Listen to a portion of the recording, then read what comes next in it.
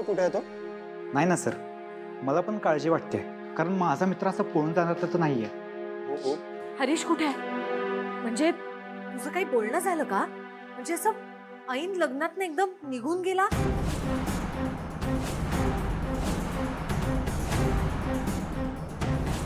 तू आता आमच्या घरी यायचं आणि माझ्या सासू मोमला म्हणजेच अहिल्यादेवी किर्लोस्करांना सांगायचं की हरीशच्या निघून जाण्यामागे पारूच रिस्पॉन्सिबल आहे. पारूला हरीश सोबत लग्न करायचंच नव्हतं. ती सतत त्याच्याशी वाईट बघायची, तिचं त्याच्यावर प्रेमच नव्हतं, म्हणून हरीश दुःखी होऊन इथून निघून गेला. Got it? पण मी असं का सांगेन? हरीश माझा मित्र आहे आणि त्याचं लग्न व्हावं असंच मला वाटत होतं. जो वाटणं आता बंद करते थांब.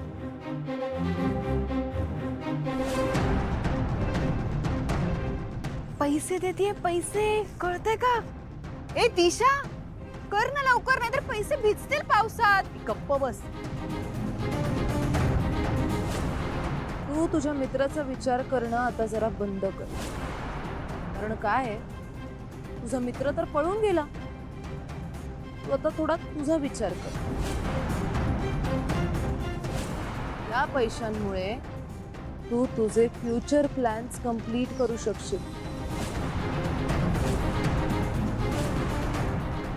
घे.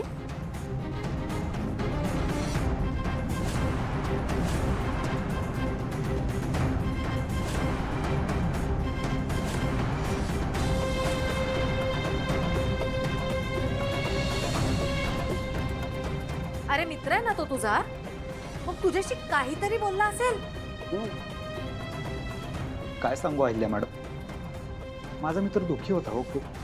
तुम्हा सगळ्यांना तो हसून एन्जॉय करताना दिसत होता, पण आतून खूप तो तुटून गेला होता. खूप दुःखात होता तो.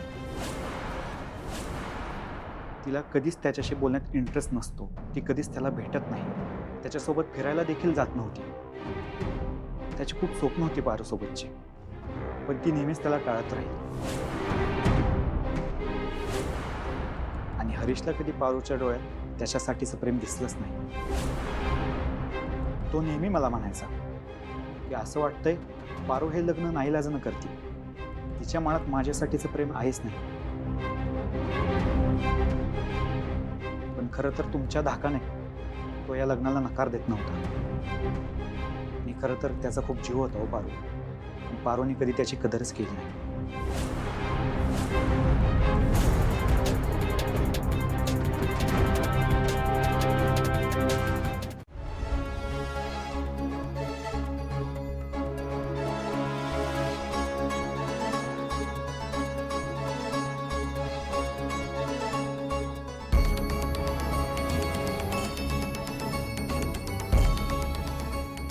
अरे बाप रे, पारू असं पण काही करू शकते? नाही आई, मला हे सगळं खरं वाटत नाहीये. कारण पारू आणि हरीश चांगले मित्र आहेत. मी वाखरावडीपासून त्यांचा बॉन्डिंग बघतोय. ते एकमेकांना खूप जपत होते, एकमेकांसोबत गोष्टी शेअर करत होते, एकमेकांची काळजी घेत होते. पारू गावाकडची आहे, त्यामुळे होणाऱ्या नवऱ्याबरोबर लग्नाआधी फिरायला जाणं किंवा वेळ देणं, टाइम स्पेंड करणं, हे अशी मुलगी नाहीये ती. पण याचा अर्थ असा नाहीये की पारूचं हरीशवर प्रेम नव्हतं किंवा तिला त्याच्यासोबत लग्न करायचं नव्हतं. तुझ्या समोरच ती लग्नासाठी हो म्हणाली होती ना, तेव्हा किती खुश होती ती. वहिनी, त्या बिचाऱ्या हरीशवर किती अन्याय झालाय अहो. लग्न ठरल्यानंतर कुठली मुलगी आपल्या नवऱ्याला वेळ नाही देऊ शकणार, बरोबर आहे ना? आणि मी अगदी म्हणत नाहीये की पारूने हरीश बरोबर फिरायला जावं, ते नाही जाणार, ठीक आहे. पण हरीश इथे असताना त्याची कधी तिने हसत खेळत विचारपूस तरी केलीये?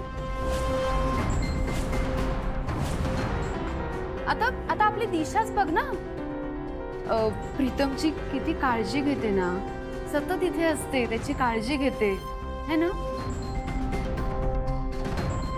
पारूचं कधीच असं दिसलं नाही, जाणवलं नाही. ती कधीच हरीश बरोबर प्रेमाने बोलताना मला नाही दिसली. मी तर म्हणते वहिनी, हरीश आवडतच नव्हता पारूला. तिचं प्रेम नव्हतं पारूवर. म्हणूनच तिने ती चिठ्ठी दिली असणार आणि त्यातून लग्नासाठी नकार कळवला असणार असं मला वाटतंय.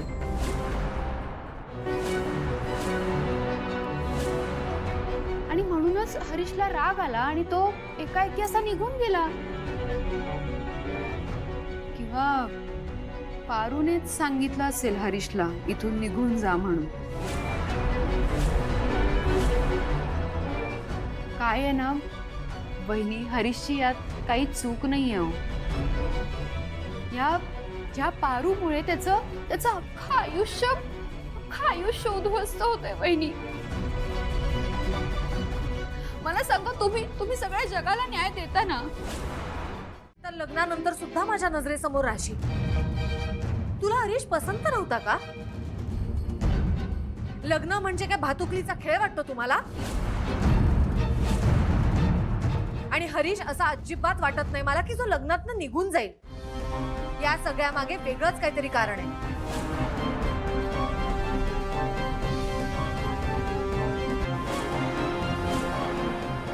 किती स्वप्न बघितली होती पारूच्या लग्नाची. अख्खं घरदार तिच्या लग्नाकरता राबत होत. खर तर आमची लायकी सुद्धा नाही तुमच्या समोर उभं राहायची. पण तुम्ही हरीश सारखा एक मुलगा शोधून आणलात. तुम्ही स्वतःतलं मालक पण बाजूला ठेवून एक आई म्हणून दोघांना जीव लावला, त्यांच्यावर प्रेम केलं. पण आम्हीच माती खाल्ली. आता लग्न मोडलेली पोरगी घरात ठेवून समाजाला काय तोंड दाखवणार मी? मला तर जगण्याचा हक्कच नाही.